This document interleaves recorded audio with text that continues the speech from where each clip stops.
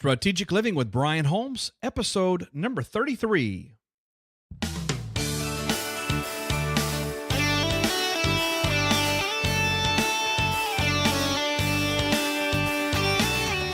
Welcome to the program, everybody.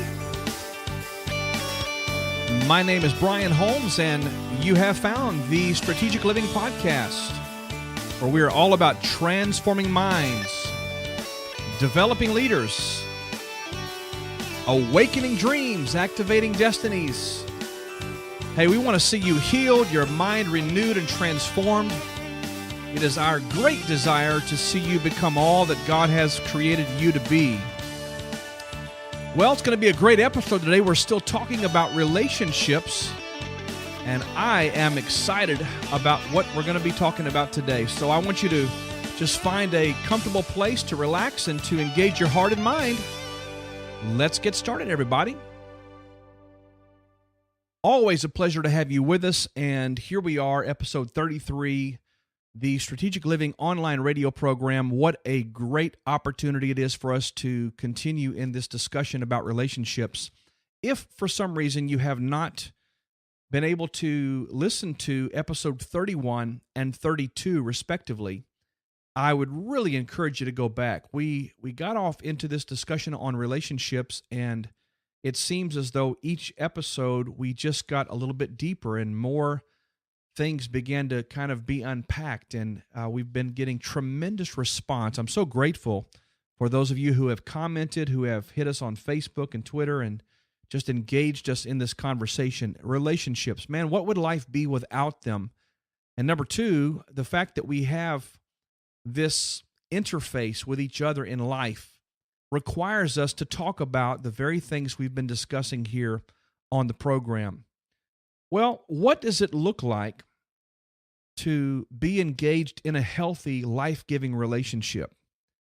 How can one really gauge or measure which relationships are good for you and which ones are not? How do you know? Are there certain characteristics you look for? Are there certain qualities that are present in healthy relationships? Are there certain qualities that maybe are also present in not so healthy relationships that can be markers or identifiers for us? I believe so, and we want to talk about some of those today. So we're going to be looking at these questions and others just like them, and I am so ready to engage this conversation with you.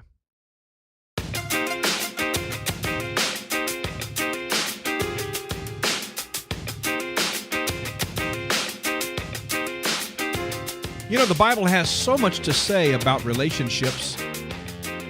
As a matter of fact, there are literally hundreds and hundreds of verses of Scripture that, whether directly or in some implied way, speak to our engagement with others in a relationship. You know, the Bible says that it's not good for man to be alone. We know that's the context of a man and a woman being together, but the truth is we were made to engage in life with other people.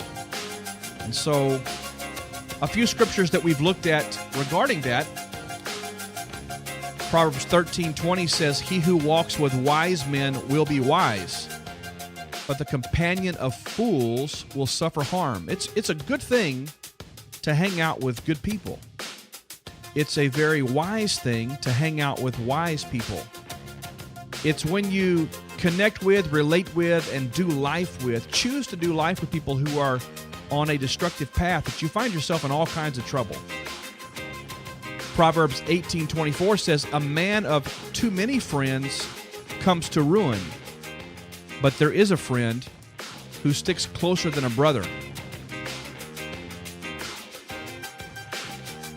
Proverbs 17:17 says, "A friend," this is a great quality, "a friend loves at all times, and a true brother is born for adversity." You want to know who a true brother is? It's that person that will walk with you through everything you're going through and be happy about it. Well, going to be a great conversation. I could share with you more scriptures, but I think that gives us a great basis from which we can begin this conversation. Well, over the last number of weeks, we've talked to you about the 5 levels of relationships. really 6 if you consider that we relate to ourselves. We have to know ourselves, be resolved about who we are, and we have to have a healthy heart, a healthy soul. Then, of course, we relate with family, with close friends, with acquaintances. That's a different layer or different level of friendships. We relate with the crowd. That's just the mass of people out there that we come into contact with, but we may or may not have intimacy with. And then, of course, there's that interesting category of relationships that we call enemies and fools. And that's the one that tends to get us into some trouble. I'd like to present to you, there's actually 7 levels of relationship. We relate to ourselves, but we also relate to God. To God, to ourselves, to family, to close friends, acquaintances, the crowd, and then, of course, enemies and fools. So we kind of began there in episode number 31, and from there, I want to begin to look at something today that I think will help you. You know, those levels of relationships that we talked about there, friends, acquaintances, the tribe, the crowd, enemies and fools, etc. It's so important you know how those are defined. You have to be very clear on the qualifications or the criteria that makes that circle that circle. And because if you don't know really how to define each of those levels, then you're not really sure where to place people in your relationship matrix. And, you know, in the context of those levels, you have different kinds of relationships, such as, of course, you know, we've talked about family, but you've got mentors, you've got teachers, spiritual leaders, peers, friends, workplace relationships, casual acquaintances, people you just do bowling with, that sort of thing. But you got to know where these people fit in all of that. Today, I want us to hone in on the more intimate area, and that is family, mentors, teachers, spiritual leaders, friends, peers. What are the quality characteristics of a healthy, a very healthy, a godly, a life-giving relationship? What does that look like? And I believe I've got 7 things here that really provide to us a grid by which we can test and measure and assess the quality of these relationships. So let me just give you the 7. Let's just dive off here and see where this goes. The first quality characteristic of a healthy, life-giving relationship is love. And that sounds sort of vanilla, I know. But the truth of the matter is that God himself is love. And in order for something healthy, godly, and life-giving to be present in a relationship, it has to be built on the foundation of a love relationship. And I'm not talking about a romantic love relationship. I'm speaking of a relationship that is saturated in, wrapped in the basis of loving one another. Love thy neighbor. Love thy friend. Care for. Truly be interested in. That measure of the God kind of love being extended to someone and receiving that same kind of love from someone. One of the greatest commandments that God gave us is love thy neighbor, which that word neighbor there doesn't mean the guy living next door only. It means love the person you do life with as you love yourself.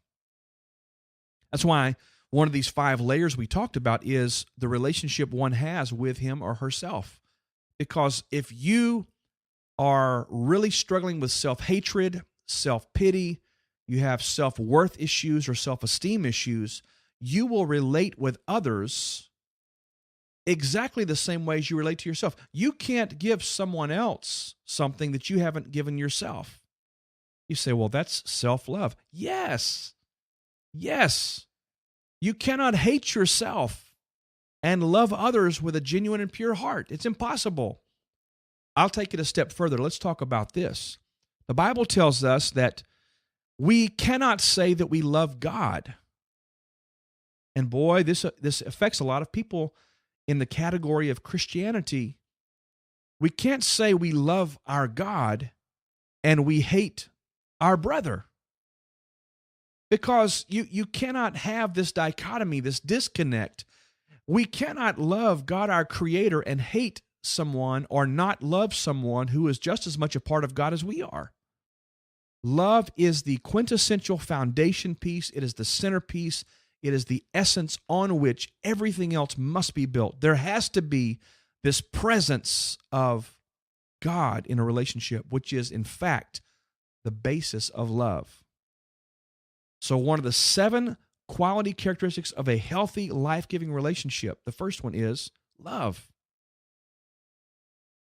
So what is the second one? Well, the second characteristic that I'd like to share with you is honor. Honor. And I want to talk about this just for a moment. Honor is one of those things that has really been lost in our society. There was a day when a woman would walk into a room that a man would show that lady honor by getting up from his seat and offering her a chair. There was a time in our culture when honor was so present and so much a part of the fabric of who we were as a nation or as a people that when someone who was an elder or someone who had served in the military or someone who had made sacrifices or was perceived to be someone of greater stature or wisdom or season walked into a room, the younger crowd would stand just out of honoring. That honor is gone. It really breaks my heart to say this, but we have lost the culture of honor. Mike Murdoch calls this a real challenge in that he says that honor at its base point is celebrating someone's difference. It is recognizing and celebrating and just enjoying this idea that, you know what, you are different than me, but that's okay. I honor the difference in you. Honor. One of my great mentors, Bishop Tudor Bismarck, talks about honor being the greatest seed that anyone can sow. And of course, if you're in the Christian world, we know that we offer the tithe to the Lord because that belongs to Him. We also sow seed. We give in offerings. We support people who are less fortunate. We give to charities and all this type of thing. And those are seeds that we plant. Also, another type of seed is the seed of time, where we sow seeds of time into people's lives and we give of our time. There's all kinds of seeds one can sow, but the greatest seed you can ever sow is the seed of honor. When it comes to honor, and we're talking about family now, it really breaks my heart that in the Western world there is such an absence of honor in the home when it comes to children toward their parents or even children toward their grandparents. We're commanded by God to honor our father and our mother so that our days might be long on the earth. And I'm just challenging all of us in this season to place the kind of esteem and honor on those that we should honor. The Bible tells us, commands us to give honor where honor is due. The Bible also tells us that to him that knows to do good and does it not, to him it's sin. So I would submit to you that not giving honor, not showing honor, not sowing honor where honor is due is as much of a sin as committing murder. Honor is one of these 7 quality characteristics of a healthy and life-giving relationship. Whether it's a friend, a peer, a mentor, a teacher, a spiritual leader in your life, a family member, whoever it might be, there is something powerful when honor is given. Something very amazing takes place when we honor those to whom honor is due. The third characteristic about a healthy and life-giving relationship I'd like to share with you is truth, honesty, and integrity. Truth, honesty, and integrity. I'm not sure how any relationship can really stand in a healthy state if it is not grounded in truth, honesty, and integrity. For a relationship to be built on a lie, for a relationship to function under the auspices of untruth and misdirected givings, for a relationship to really be a farce and to continue and be perpetuated on the basis of a premise that is not based in truth, to me is very unhealthy and very ungodly, and it's certainly not life-giving. The Bible says you will know the truth, and the truth will set you free. The Bible commands us to speak the truth in love. The Bible commands us to walk honestly and with integrity before the Lord and before men. And in doing so, we obtain favor and blessing and honor. If you want to have a healthy relationship with someone, measure the level of truth, honesty, and integrity that is present in that relationship. You know, one of the areas that applies to is this. If a friend is misbehaving or following out a path in their life that's destructive or damaging, a true friend is going to speak the truth to that person. We have come to a point in our culture and society where we are so concerned about offending someone, we're so concerned about losing a friend or making somebody mad or being politically correct that we no longer speak the truth. We will accommodate untruth. We will accommodate unrighteousness. We will accommodate all kinds of nonsense in order to maintain what we project to be a relationship. So if you're maintaining a relationship on the basis of untruth, if you are working really hard to keep a relationship intact, and to do so, you have to avoid speaking the truth to someone about their behavior, about the relationship, about maybe the way they make you feel. If you're not being honest and walking in integrity in that relationship in order to keep it, I would say to you that's not a life-giving relationship, not a healthy relationship. The fourth characteristic that I'd like to share with you is mutual respect. Mutual respect.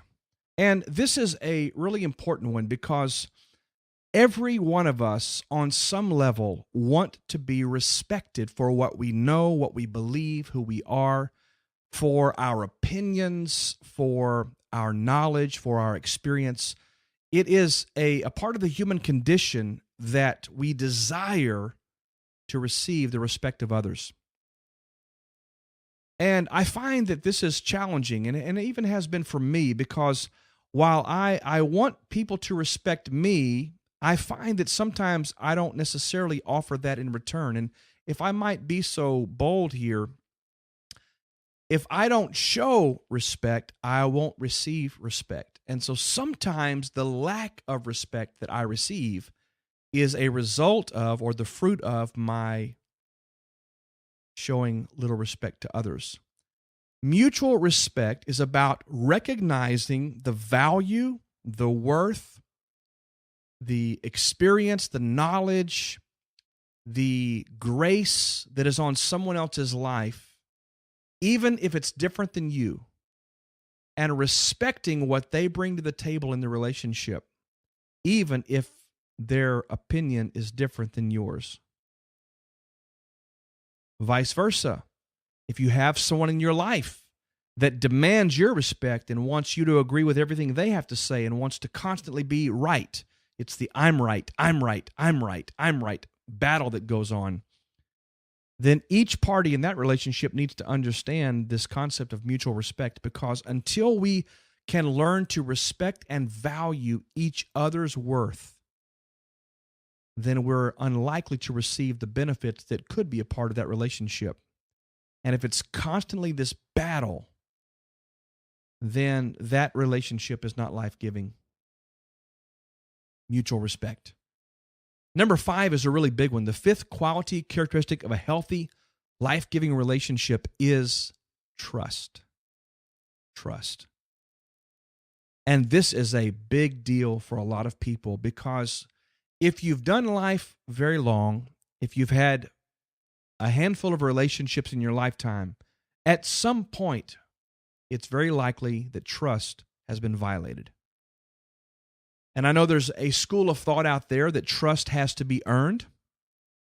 I would like to submit to you that trust is given. I believe you and I have a choice. I believe we choose to trust, which means we choose to be vulnerable. We choose to put our neck on the line. We choose to put our life and our heart in someone else's hands. Trust. Now, I completely agree and understand that if someone has been given my trust and they violate that trust, then from that point forward, the criteria may be a little different for how they earn my trust back, if they even can. But I'm dealing with a situation right now in our world where some folks that I know are struggling in this area of their lives. They are having a very difficult time trusting. And when distrust is a primary component of a relationship, be it a marriage, a friendship, a business partnership, if there is a fundamental distrust in the heart of either individual, that relationship is doomed to failure. It is doomed to some implosion. There is going to be destructive behaviors and consequences that take place because distrust always leads to self-sabotage. And healthy, godly trust is a part of any healthy, life-giving relationship. Trust. In order to receive the benefits and the blessings and the life that comes from someone else, there comes a point when you have to put your heart on the line and say, you know what, I choose to trust the God in you. I choose to trust your heart. I choose to trust that you will steward my heart and my destiny and my relationship with you in a way that's worthy of our friendship. It's a choice that has to be made. To struggle with trust is to doom the relationship. So let's review to this point the top 5 quality characteristics, not in any order, by the way, just I happen to be giving these to you in this order, but none of these are more important than the other. But number 1 was love. Number 2 is honor. Number 3 was trust, honesty, and integrity. Number 4, mutual respect. Number 5 was trust. The 6th quality characteristic of a healthy, life-giving relationship is covenant. Now, let me define what I mean by covenant. The word covenant is just another word for contract, really. It's another word for an agreement. It's another word for an arrangement that is agreed upon, certain terms being a part of that. We think about a marriage covenant, and there are things that are exchanged by way of vows in a marriage covenant, and that those form the guidelines by which that marriage is carried out and walked out. But when I talk about covenant relationship, we're talking about faithfulness, loyalty, commitment. There's a big word, commitment. When the going gets tough, the tough get going. No. When it comes to covenant relationship, when the going gets tough, you steady yourself and you stand firm and you remain loyal and committed to a relationship even when things are not going so well. To me, this is one of the primary characteristics that I long for in a relationship is, are we relating to each other on a covenant level? Faithfulness, loyalty, commitment, consistency. Even when things get nasty, when the bullets are flying around our head, are you going to have my back? Are you going to be standing here with me?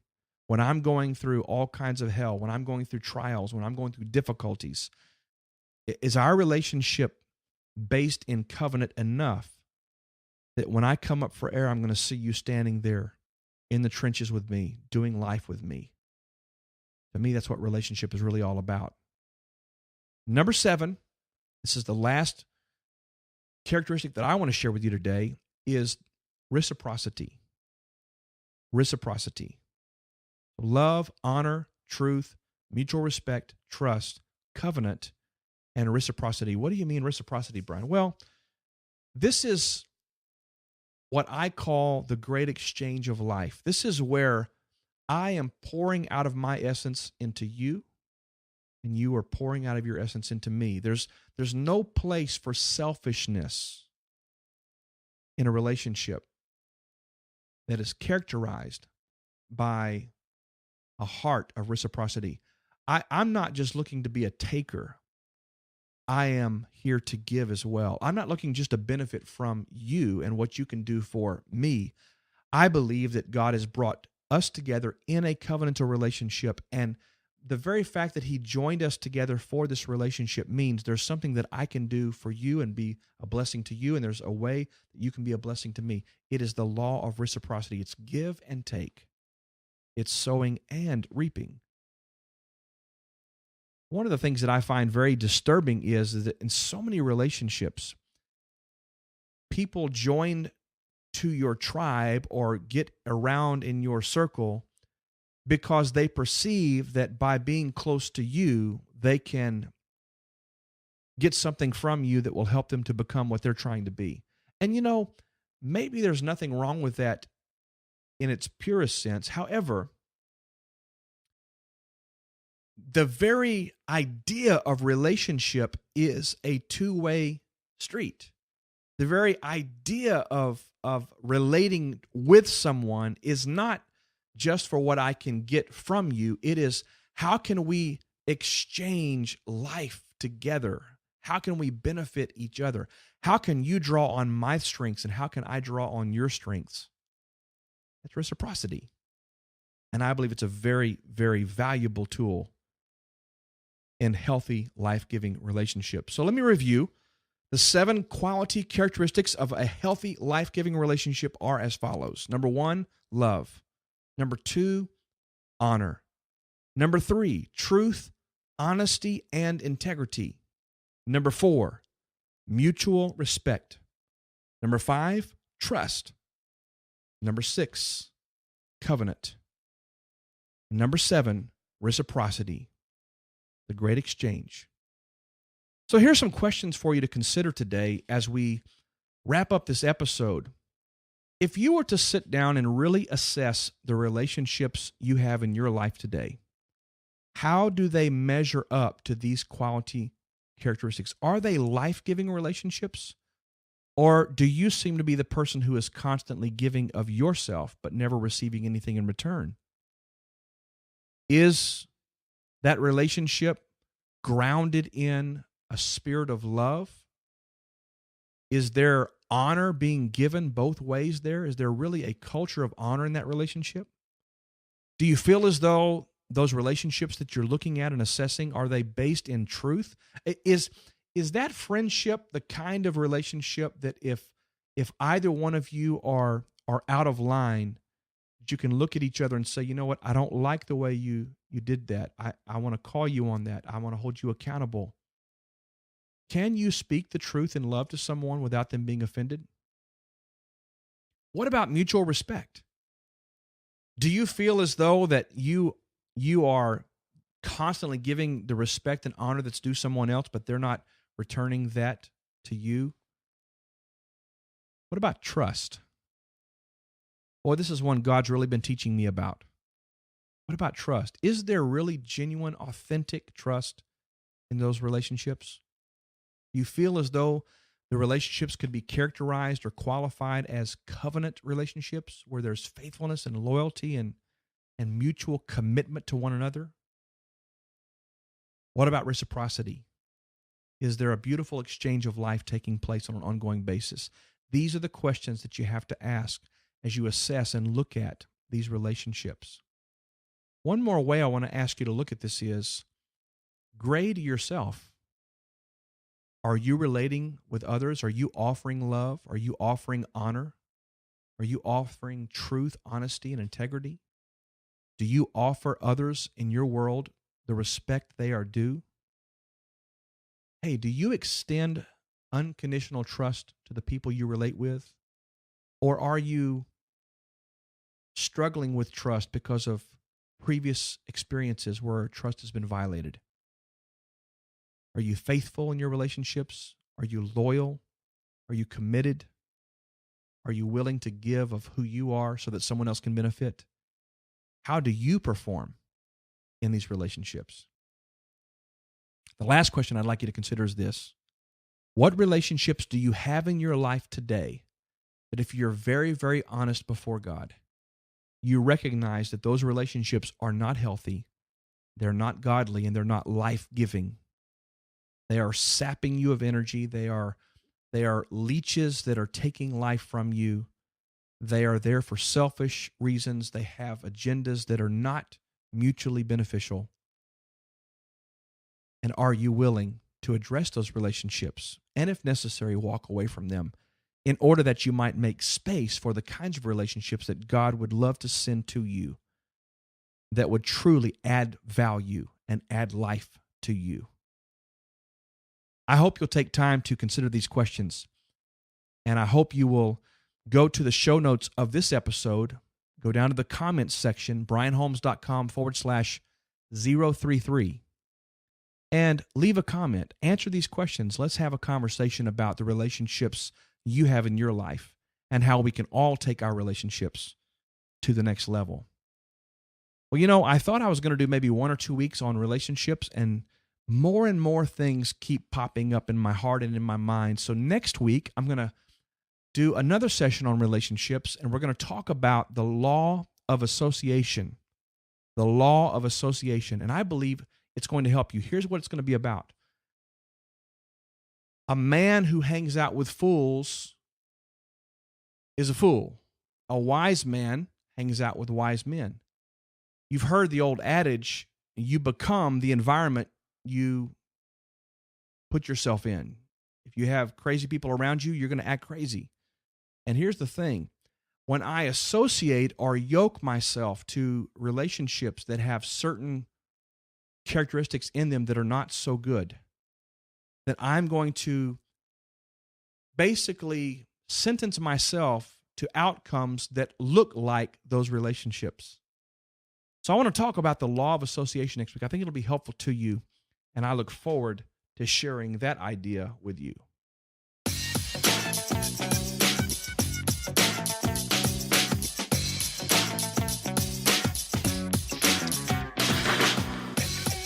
Well, I want to just remind you that on Wednesday, March the 19th at 7 p.m., Wednesday, March 19th, 7 p.m., I'm going to be offering a free webinar on our website called The Power of Planning and Setting Goals. The Power of Planning and Setting Goals. You say, that's a really vanilla subject. Well, let me tell you what. If it's so vanilla, I'd love for someone to explain to me why so few people have written goals. I would love for someone to help me understand why, if I were to poll 100 people here in the Dallas-Fort Worth area, why probably less than 10% of them have one written goal and certainly have not developed a real plan for achieving and accomplishing the things that God has given them to do. I want to talk about the power of planning and setting goals because it is something that we must do. It is a biblical principle. It's a command in Scripture. It is paramount to our success. And you'll be able to find that particular webinar at brianholmes.com/teleseminar.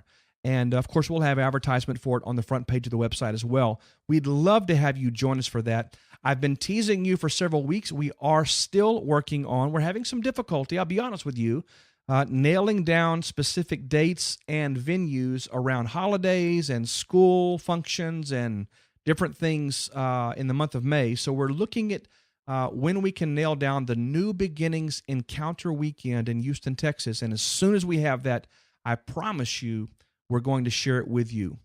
I really want to encourage you to share what we're doing here with friends that you know on Facebook, Twitter, LinkedIn, word of mouth. Just say, hey, at brianholmes.com, there's some really great things taking place. You really should avail yourself of the podcast, the Monday Mastery video segments, the webinars. And my goal, my heart is to help others, and as many others as I can, really become all God's called them to be. And I would really want to ask you to help us to get that word out.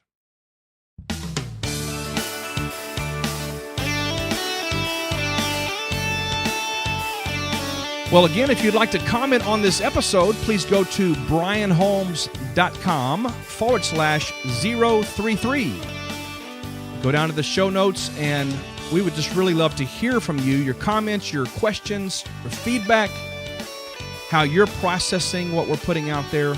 We'd just love to hear from you. Also, want to encourage you to subscribe to our weekly updates at brianholmes.com. You can do that by filling out the email subscription on the right-hand column of our website. If you find the podcast of value, I'd sure appreciate it if you would subscribe to us in iTunes. Maybe jump on iTunes and give us a 5-star rating and write a review for us. That helps us in our visibility. Well, until next time, we bless you. Go be all you can be. We'll see you next week.